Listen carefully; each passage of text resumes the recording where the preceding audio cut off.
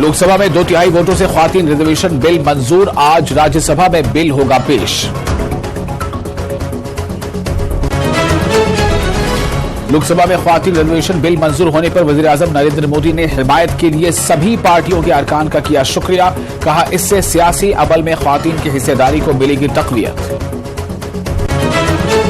ख्वातीन reservation bill के पास होने पर राजौरी जिले की ख्वातीन में खुशी। कहा, बरसों पुराना ख्वाब होने जा रहा है पूरा।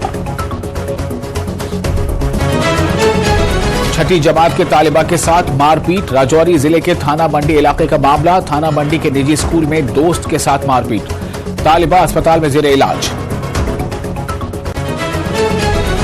जम्मू कश्मीर के सरकारी डिग्री कॉलेजों के मुलाजमीन का एहतजाज। 2 घंटे की कलमबंद हड़ताल।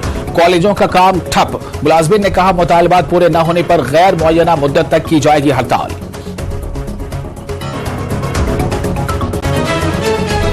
जम्मू कश्मीर में सिक्योरिटी सूरत हाल नहीं है ठीक। नेशनल कॉन्फ्रेंस के नायब सदर उमर अब्दुल्ला का बयान। इलेक्शन से मुतालिक एलजी के बयान पर तनकीद। कहा, सही साबित होने पर छोड़ देंगे एक्टिव सियासत।